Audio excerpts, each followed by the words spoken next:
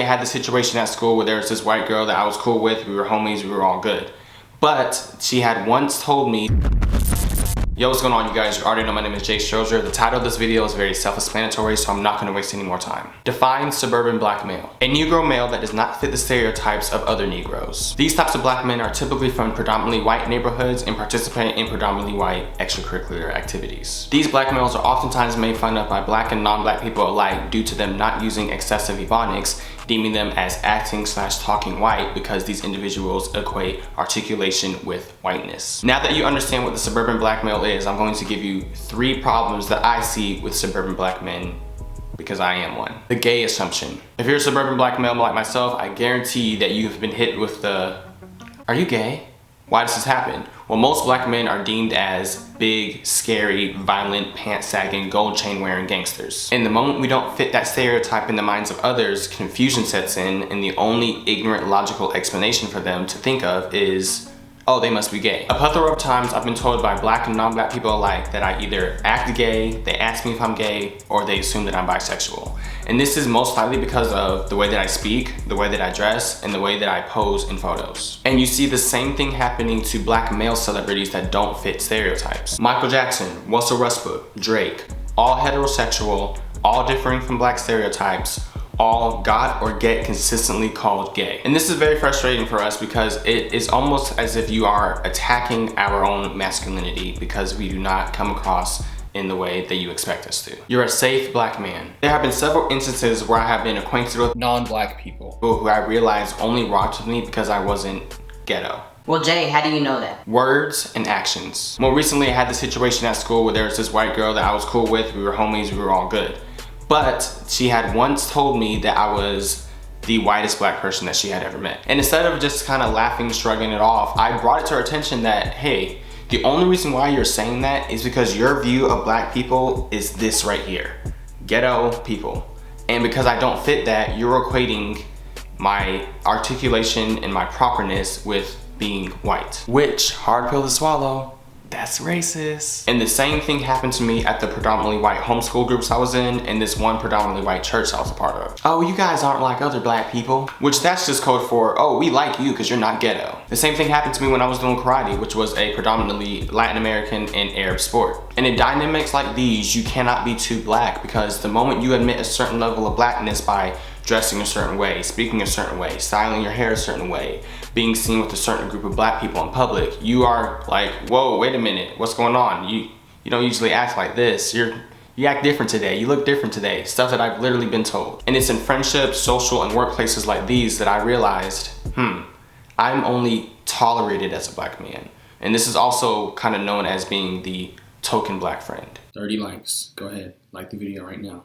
30 likes, let's go. Being ostracized by other black people. Oftentimes us suburban black dudes are not able to relate to or be friends with other black men because of where we come from and how we were raised. Oh, he think he better than us because he going to college. Oh, he think he white because he dressed like that and he talk like that. And you also see this with black male celebrities as well. Example, look at Drake. He's not a gangster, he didn't sell drugs, he didn't come from the hood. He has this clean look and he's very successful and accepted by many. But oftentimes he gets called soft and doesn't get the proper respect that he deserves as a groundbreaking black artist because he didn't get it out the mud. And this is something that he has mentioned on his song Diplomatic Immunity. Black excellence, but I guess when it comes to me, it's not the same, no.